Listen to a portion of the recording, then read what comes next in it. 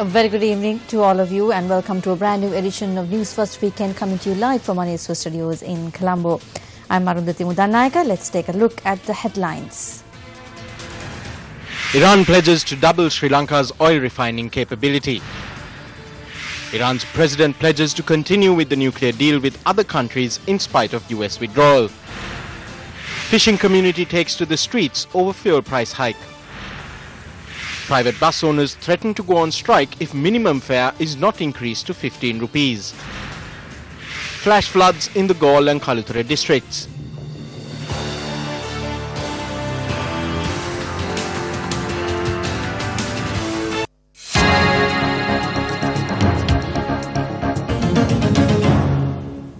President Maithripala Sirisena met with Iranian President Hassan Rouhani at the President's office in Tehran today. President Sirisena, who is on a state visit to Iran, was accorded a Guard of Honor today. At a subsequent bilateral meeting, President Rouhani said that Iran will support Sri Lanka to build railways and refineries and help expand existing refineries. He also thanked President Sirisena for extending an invitation to visit Sri Lanka in the near future. Meanwhile, President Sirisena had requested Iran to begin a direct flight between Colombo and Tehran to increase tourism. President Sirisena had urged President Rouhani to provide relief to the debt Sri Lanka has to pay Iran over the purchase of fuel. President Sirisena had said that Sri Lanka is committed to increase fuel imports from Iran in the future. President Sirisena, however, reiterated that Sri Lanka adopts a non-aligned policy and hence neutrality is imperative. President Sirisena had requested Iran's private sector as well as the government sector to invest in Sri Lanka and enjoy the tax-free concessions. Meanwhile, several bilateral agreements between the two countries were also inked. They were in the sphere of drugs, implementation of standards, cinema, culture and health sectors. Wrapping up a two-day official visit to Iran, President Maithripala Sirisena will leave Tehran tomorrow afternoon. According to the Presidential Media Division, subsequent to President Maithripala Sirisena's visit to Tehran, bilateral ties between the two nations have been strengthened in the spheres of economic as well as trade. Incidentally, this is the first time in which a head of state is visiting Iran after the United States government pulled out of the Iranian nuclear deal. I'm Shamir Rasuldin reporting for News First from the Iranian capital city, Tehran. Iranian President Hassan Rouhani said that if its interests were protected, Tehran would remain committed to its 2015 nuclear deal, which his foreign minister hoped could be redesigned without Washington. The Iranian president, during his meeting with President Maithripala Sirisena, said that if the remaining 5 countries continue to abide by the agreement, Iran will remain in the deal despite the will of America.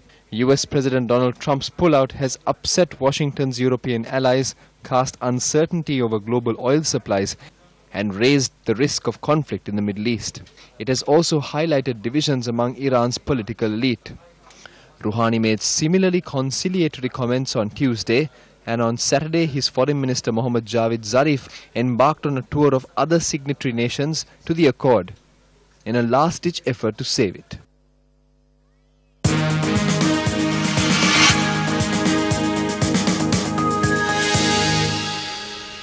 A group of fishermen held a protest today, blocking the Matara-Katrakama main road from the Gurupokuna junction.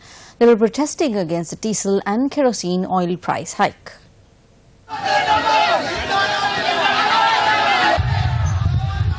The fishermen say that they are severely affected by the 57 rupee price hike on a litre of kerosene as well as the 9 rupee price hike on a litre of diesel. We demand the government listen to what the people have to say. The machine owners as well as the fishermen are helpless now. Provide us the fuel for the same price that we received it in the past. We ask this from all government officials, including the ministers and the president. Do not deceive us. What is the government trying to do? They are trying to get away from this by providing a coupon. We do not want coupons. Reduce the price of fuel. We are fishermen who earn a daily wage. We are disappointed in the good governance government. Fishermen were sacrificed in the past. They are trying to take us there as well. We are demanding the government. We want the fuel subsidy. We cannot sacrifice our lives to you. If this is what you want, we are ready for that. But do not play with our lives. Convener of the All Ceylon Fishermen's Trade Union Federation, Ratna Gamage, says that the fuel subsidy should be provided to the fishermen. The Ministry of Finance says though the price of kerosene oil was increased, the kerosene subsidy will be provided from the 1st of June to the people who are Samruddhi beneficiaries who do not have a power connection, people in their states as well as people who live in areas where there is no power. Thereby 47,555 families will receive the kerosene oil subsidy. The Finance Ministry has said the Treasury has already released funds to the Ministry of Social Empowerment to grant the Samruddhi beneficiaries the kerosene oil subsidy. There are 24,282 fishermen that use outboard motorboats around the island. They too will receive the fuel subsidy starting from the 1st of next month. The granting of the subsidy has been backdated to the 10th of April. The fisher folk were used heavily for the change in government. That same government has increased the oil prices, affecting the fishermen. The fishermen have been burdened. Our fishermen do not want to go into the token system. The fishermen want to buy the fuel from any fuel station. Do this so that they can obtain the fuel that they require. How will the fishermen live when the fuel prices too have been increased? The government says that it will be provided at the subsidized price. It will take another month for that to happen. If the fisherman does his job during that month, he will have to beg on the street. The spouse of the fisherman will be the one who will be affected. Private bus owners associations are calling for the minimum bus fare to be increased from 10 rupees to 15 rupees in the wake of the fuel price hike. The Ulster Private Bus Owners Federation has threatened to launch a strike action on the 16th of this month if the minimum fare is not increased. Considering the increase of the price of diesel by 14 rupees per litre and that the annual revision of bus fares is due on the 1st of July, fares cannot be increased on 2 occasions and it would be unethical. Therefore, both bus associations have reached a unanimous decision that the minimum fare should be increased to 15 rupees. We make this proposal to the government and are giving them time until Wednesday the 15th. However, if the government evades this come the 15th, then just as there wasn't a single bus operating on the 2nd of December 2016, all bus owners will pull their buses from service at midnight on Wednesday the 16th. This will be implemented unanimously. Following an event held at the Katunayaka Free Trade Zone yesterday, journalists questioned Power and Renewable Energy Minister Ranjit on whether an electricity tariff hike is also on the cards.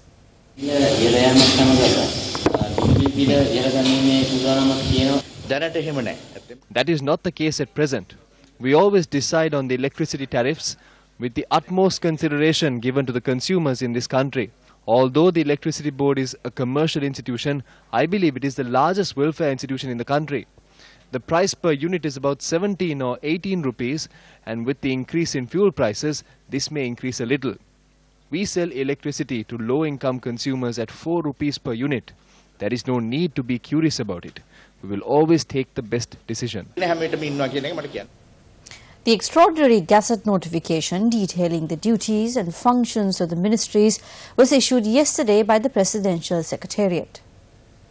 The extraordinary Gazette notification bearing the President's signature came into effect at midnight yesterday. Among the key changes to duties and functions of ministries was the removal of the Mahapola Scholarship Trust Fund from the Ministry of Development Strategies and International Trade and reassigning it to the Ministry of Higher Education and Cultural Affairs. The Department of Cultural Affairs and the Department of the National Museum have also been assigned to the Higher Education and Cultural Affairs Ministry. The Department of Archaeology, the Tower Hall Theatre Foundation, the Public Performance Board, the National Performing Arts Centre, the National Arts Council, the Gramodaya Folk Arts Centre, Apegama, the Department of National Archives and the Central Cultural Fund, which were previously assigned to the Ministry of Education, have been reassigned to the Ministry of Higher Education and Cultural Affairs. The ministry also takes over purview of the National Film Corporation.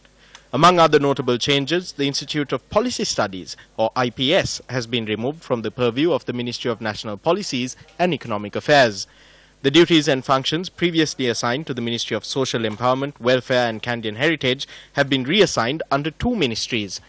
As such, the Divinaguma Development Department, the National Social Development Institute, the Rural Development Training and Research Institute and the Social Security Board have been reassigned to the Ministry of Social Empowerment. The National Council for Elders, the National Secretariat for Elders, the National Council for Persons with Disabilities and the National Secretariat for Persons with Disabilities have been reassigned to the Ministry of Social Welfare and Primary Industries. Hingurana Sugar Industry Limited, Ceylon Sugar Private Limited and the National Paper Corporation have been removed from the Ministry of Industry and Commerce and reassigned to the Ministry of Public Enterprise and Candy Development. The Sugarcane Research Institute has been removed from the Ministry of Plantation Industries and assigned to the Ministry of Public Enterprise and Candy Development. Hotel Developers Private Limited, previously held by the Ministry of Public Enterprises, has been removed from that ministry. Nevertheless, all state banks, the Sri Lanka Insurance Corporation, Sri Lankan Airlines and Mihin Lanka Private Limited remain under the purview of the Ministry of Public Enterprise and Candy Development. The Paddy Marketing Board and the Hadabima Authority,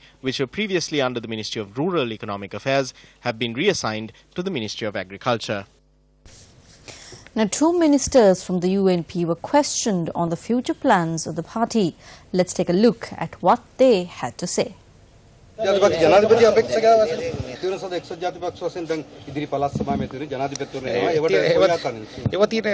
will be held. They will be held. As per the law, it must be held. The leader of our party is Ranil Wickramasinghe. There is nothing to propose again. This was approved by the working committee and nobody opposed it.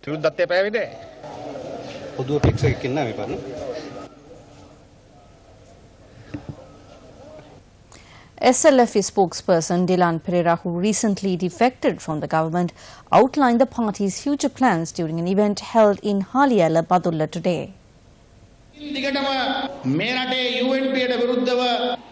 It was Basil Rajapaksa that continuously dug a ditch, preventing the formation of an anti-UNP people's campaign in this country. Maybe John Seneviratne is saying what he is saying because of his age. He says the 16 will put forward Gotabaya Rajapaksa. No, such a decision has not been made. John thinks that Gota is good and Madam Pavitra thinks that Basil is good. But we say that if someone from the Rajapaksa family is to come forward, then Chamal is better than both Basil and Gota.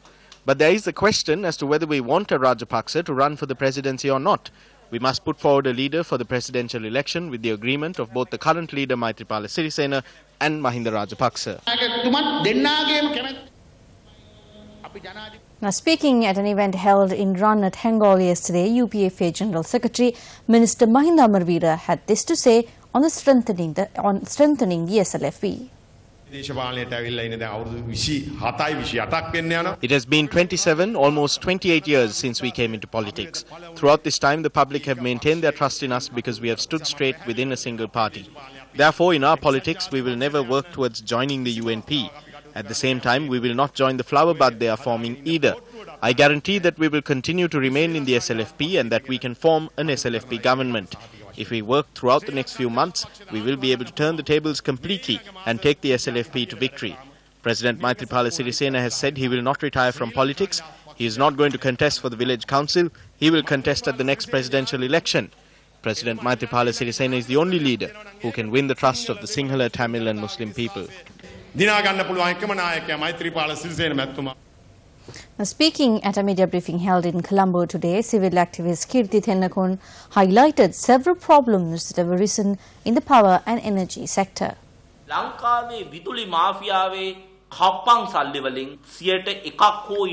bond scam cost 11 billion rupees. The electricity mafia takes about 600 billion rupees annually. We say fearlessly that the Power and Energy Ministry is the most corrupt ministry at present. However, Ajit P. Pereira does not speak a word about corruption in the Power and Energy Ministry. On Wednesday, a joint cabinet paper was put forward at the cabinet meeting to take a policy decision to ensure that 30% of Sri Lanka's electricity generation is from coal. Upul Jayasuriya was allowed to speak out, and then Jayasuriya was removed as chairman of the BOI. Similarly, coal problem was resolved by removing Maitri Gunaratna from the Lanka Coal Company.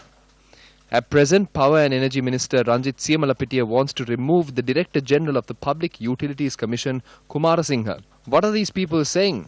The Public Utilities Commission says that this policy decision is wrong and that alternatives must be put forward. What power do Ajit P. Pereira, Ranjit Siyamalapitiya and others have in this matter?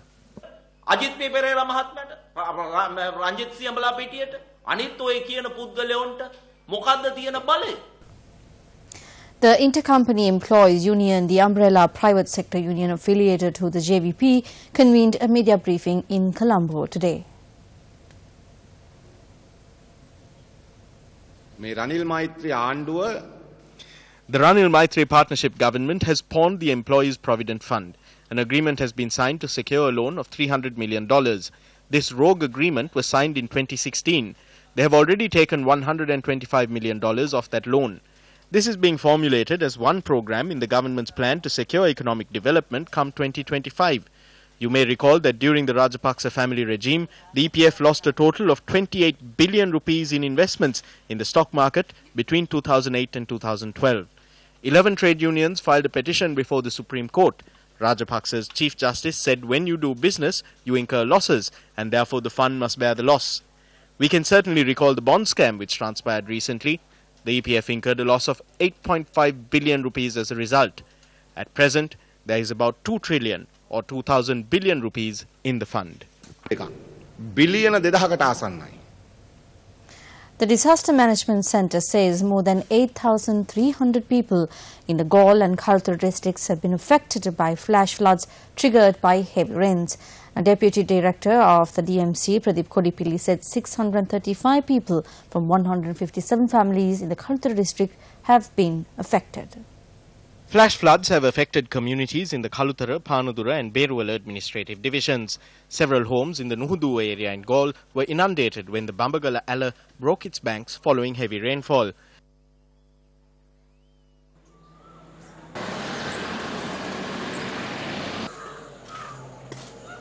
Several roads, including the Galle, Baddegama and Karapitiya roads, were inundated when the Morogoda Alla broke its banks.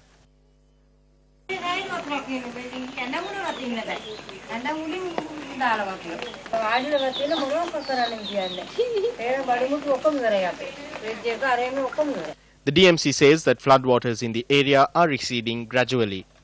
Several homes in Bandarawatta, Balapitiya in the Galle district were also inundated.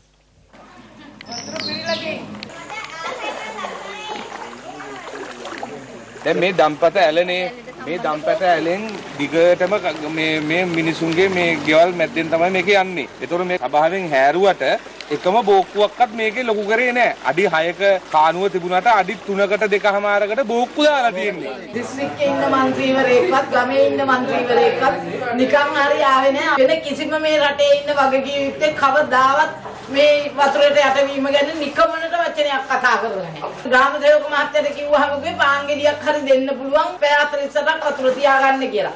පැය 48ක් වතුර තිබුණොත් මහත්තයෝ මම මැරේවි පැය 24ක්. A 10-year-old girl was killed when she was washed away by a flash flood in the Egorowava area in Madawala. The girl's mother, who was injured when the flash flood struck, has been admitted to the Passara Divisional Hospital. The girl's body is lying at the mortuary of the Passara Divisional Hospital. The 67th model village constructed under the Samata 7 housing program in Vandivava, Sudiyavava was declared open today under the auspices of Deputy Leader of the UNP and Minister of Housing and Construction, Sajid Premadasa. The model village has been named Siri Subagama. The Minister also presented deeds of ownership today for 67 new homes. Concessionary housing loans, spectacles and equipment for self-employment were also distributed by the Minister under the Shilpa Savya program. A historic housing revolution is underway in our country. At the time of the opening of this village, 713 Udagammana villages are under construction. Our target is to commence work on 2,500 new Udagammana villages by the 31st of December next year. I wish to promise to you now that by the 31st of December next year, Ranasinghe Premadasa's son will initiate 2,500 new Udagammana villages.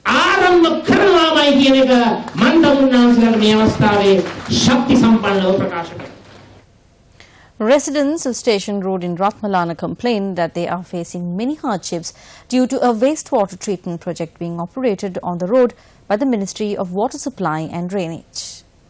This wastewater treatment unit, which was built in 2015, treats wastewater which collects in the area and then pumps it out into the ocean. Residents charge that for some time now, the stench in the area has been unbearable. The people did not know the nature of this project. They said it was a water tank. Waste from across the country comes here. They filter it here and then release it into the ocean. But the filtration process is not happening. People cannot live here anymore. We can't cook food for our children. We cannot go to the shops because of the stench. දුර්ගන්ධය නිසා මේ අවට කොහෙවත් ජීවත් වෙන්න බෑ. ළමයින්ට කැම ටිකක් ගන්න නැහැ. කඩේකට ගිහිල්ලා කැම ටිකක් ගන්න නැහැ. The people should be able to live free of germs. Small children cannot stay here. We cannot open the doors and windows at night. The doors are closed all the time. Our children are constantly falling sick. I had to close the shop today too. For the last week, I have only been able to keep the shop open for 5 to 6 hours. I live next door. We have to constantly buy perfumes and air fresheners. It stinks. When it rains, our homes smell like the inside of a toilet. We have to close the windows when we cook at home. I spoke to the health ministry and the water board. Whenever we call an institution, they send us on a roundabout. Up next is a look at Action TV.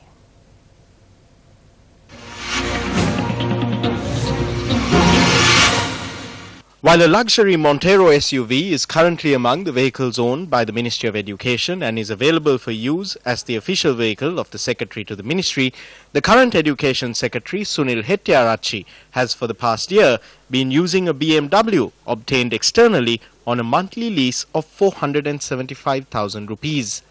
It was revealed in Batticaloa on Friday that the Education Secretary has opted for such extravagance at a time when several programs under the Education Ministry have been cancelled due to the dilapidated state of the Ministry's vehicles.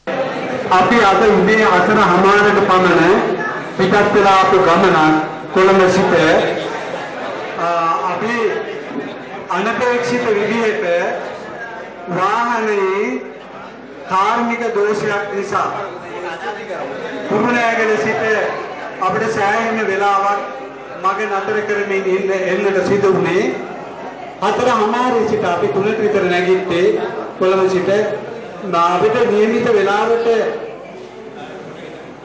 වෙලාවට ඒ වාහනේ දෝෂයක් නොතිබුණා නම් අපිට 12:01 වෙනකොට මේ ස්ථානයට එන්නට තිබුණා.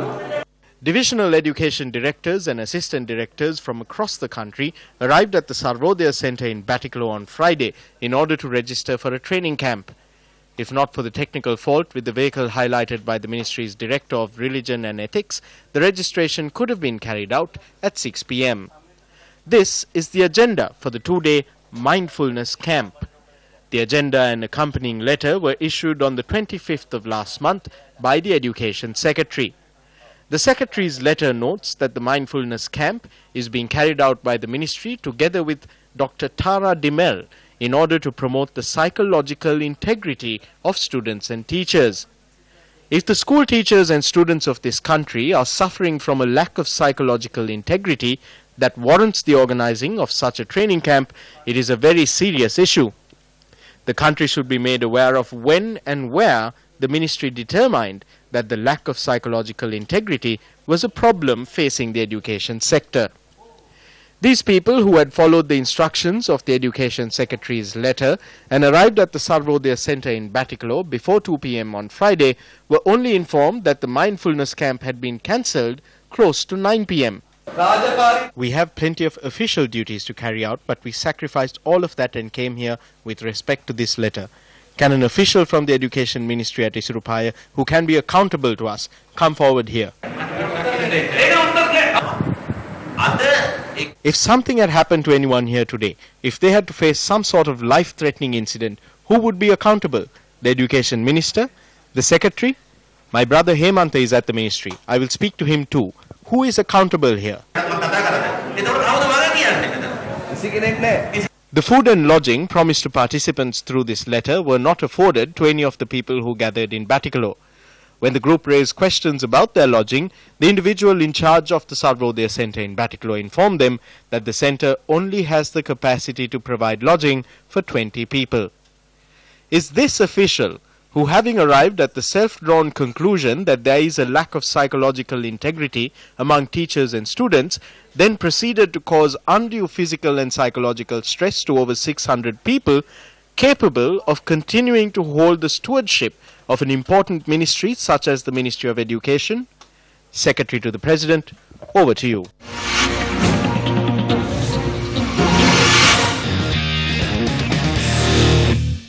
Moving on to sports news, DGD Sandanuwan of the Western Province won the men's marathon at the 44th National Sports Festival today.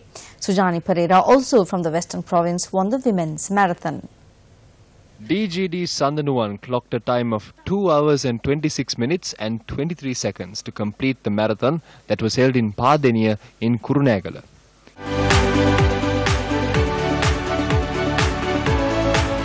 ST Gunasekara and Mahesh Gunatilaka of the Western Province finished the race in the second and third positions respectively. This was a challenge. There were 2 athletes who represented the national team running the marathon. I was behind when the race began. I had a plan and I executed to emerge victorious. Sujani Pereira clocked a time of 2 hours, 55 minutes and 3 seconds to complete the women's marathon. Kumari Fernando of the Western Province emerged second, while Nisansala Bandara representing the Sabaragamuwa Province emerged third. I held the record for this event. I was able to renew it. I am very happy and this is indeed a victory. On to some rugby news. Isipatana College Colombo won their rugby encounter against Kingswood College Kandy at the Seconds Rugby League 2018. The match was held in Nittavela. Kingswood College Kandy led the first half of the game 5-3. They could not hold on to their lead as the Isipatana players scored a try in the second half, taking the lead. Isipatana College won the match 10-5.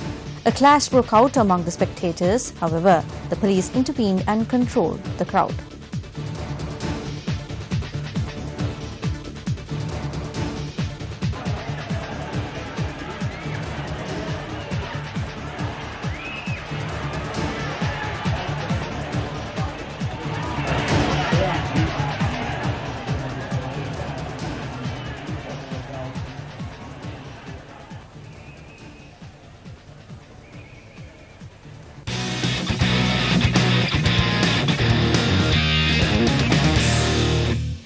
And with that, we wrap up tonight's edition of Weekend Primetime News. Thank you very much for joining us. Good night.